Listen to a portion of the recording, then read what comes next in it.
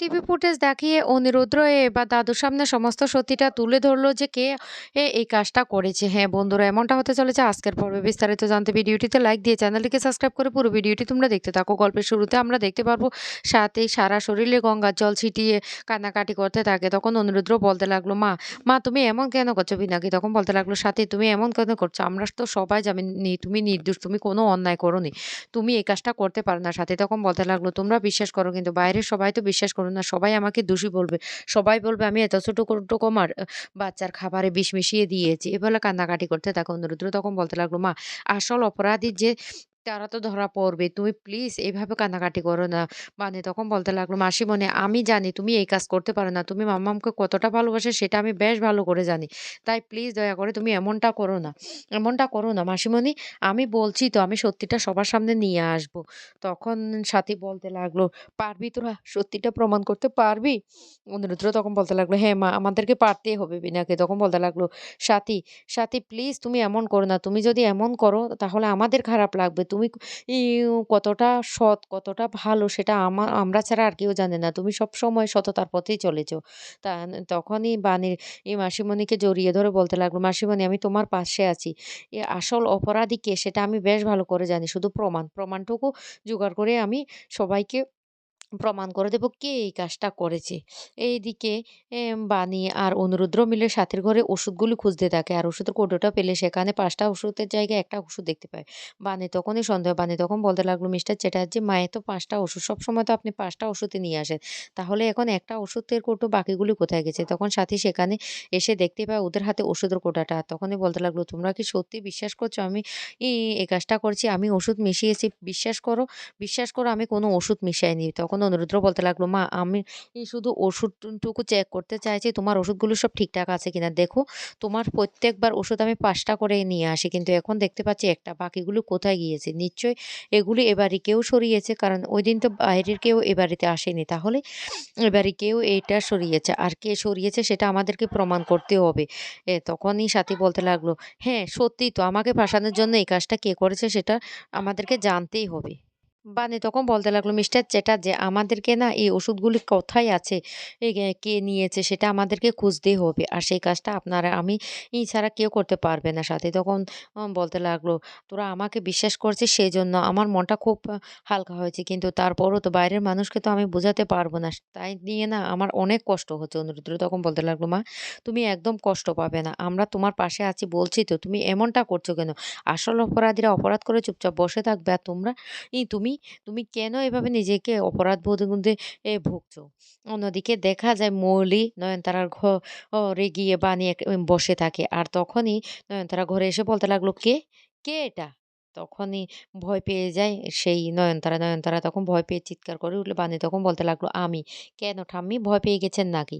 তখন বলতে লাগলো, "এত রাতে তুমি আমার ঘরে কি করছো? আমি কি সবাইকে ডেকে নিয়ে আসবো? তুমি কি উদ্দেশ্য নিয়ে আমার ঘরে এসেছো?" তখন এই কথা বললে বানি তখন বলতে লাগলো, "আমিও তো চাই সবাইকে ডাকুন, সবাই সবটা সত্যিটা জানুক।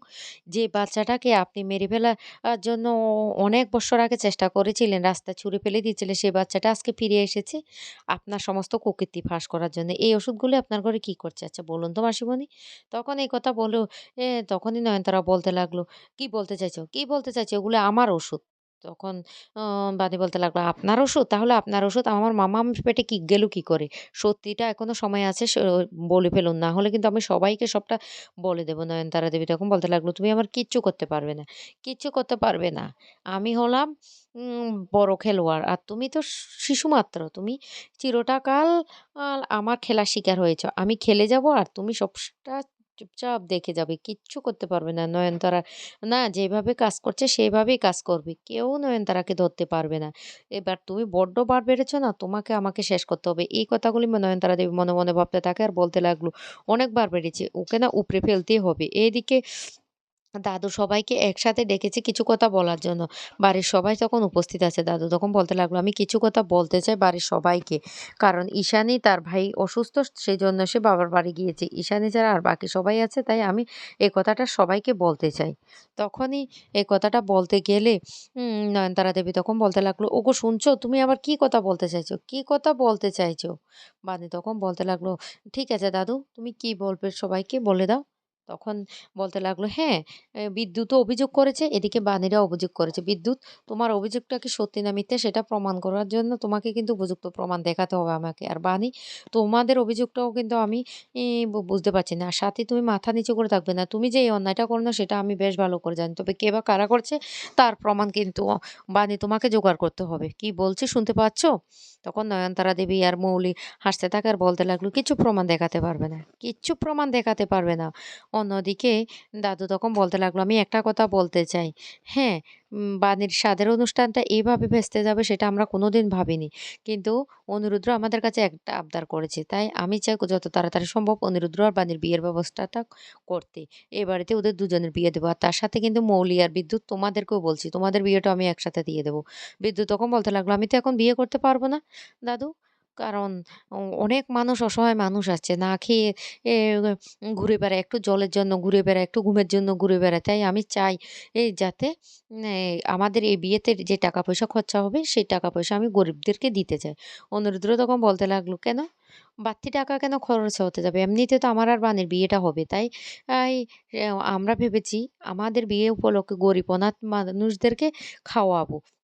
সেইজন্য তোমাদেরকে আর কোনো টাকা পয়সা খরচা করতে হবে না। আর ঘুমের জন্য মানুষ ও সে ঘুরে বেড়ায় সেটা তো আমি জানি না। আর সেই ব্যবস্থাটা না হয় তুমিই করে নিও।" তখন সাথী বলতে লাগলো, "আপনি একদম ঠিক কথা বলেছেন মেসোমশাই। তানিও চায় তার মা-বাবার বিয়ে হোক। আর সেইজন্য না আমিও আপনাদের সাথে একমত।" বানি তখন বলতে লাগলো, "আমাদের আরেকটু সময় দিলে ভালো হতো না? এমনিতেই একটা এত বড় সমস্যা হয়েছে।" দাদু তখন বলতে লাগলো, "না, আমি আর সময় দিতে পারব না। যেহেতু একটা সিদ্ধান্ত আমি নিয়ে নিয়েছি তাই আমি চাই খুব তাড়াতাড়ি তোমাদের বিয়েটা দিয়ে দেওয়ার জন্য। আর আমার তরফ থেকে তোমাদের জন্য আমি কিছু উপহার নিয়ে এসেছি। মৌলি, এদিকে এসো দিদিভাই।" এই বলে মৌলির হাতে একটা আ নেকলেস দিয়ে দেয়। মৌলি তো নেকলেসটা পেয়ে খুব খুশি হয়ে যায়। অন্যদিকে বানির হাতেও একটা নেকলেস দিয়ে দেয়। বানির নেকলেসটা দেখে মৌলি তখন বলতে লাগলো, "ওমা! বানিরটা তো আরো সুন্দর। না, না, না, না, এটা হতে পারে না। এটা হতে পারে না।" এদিকে সাথী তখন বলতে লাগলো, "আমি একটা কথা বলতে চাই। বানি, তুমি যতদিন না পর্যন্ত বিয়েটা হচ্ছে ততদিন পর্যন্ত বাড়ি থেকে কোথাও বেরোবে না। বুঝতে পারছো?" মৌলি তখন বলতে লাগলো, "না, না, আমাকে যেকোনো প্রকার বিয়েটা আটকাতে হবে।" নয়নতারা দেবী তখন বলতে লাগলো, "বিয়ের মণ্ডপে না যোগের আগুনে ওদেরকে ভস্মীভূত করে ফেলবো। এই বিয়েটা আমি কিছুতেই হতে দেব না।" অনিরুদ্ধ তখন বলতে লাগলো, "সব তো ঠিক আছে। আমি এবার সবার সামনে একটা কথা বলতে চাই। দাদু, আমি তোমাকে একটা জিনিস দেখাতে চাই।" দাদু তখন বলতে লাগলো, "কি দেখাতে চাও?" অনিরুদ্ধ তখন বলতে লাগলো, "যা দেখলে তুমি চমকে যাবে।" তখন ভয় পেয়ে যে মৌলি আর নয়নতারা দেবী তখন বলতে লাগলো, "অনিরুদ্র, আবার কি হেয়ালিপনা শুরু করে দিয়েছো? সবকিছুই তো মিটমাট হয়ে গেছে। যাও, এবার সবাই যার, যার ঘরে চলে যাও।" অনিরুদ্র তখন বলতে লাগলো, "কেন ঠাম্মি? এখনো অনেক কিছু বাকি আছে। দাদু, দাঁড়াও আমি তোমাকে দেখাচ্ছি।" এই বলে অনিরুদ্র দাদুকে সিসিটিভি ফুটেজটা দেখিয়ে দেয়। আর সেখানে স্পষ্ট দেখা যায় নয়নতারা দেবী খাবারে বিষটা মিশিয়েছে।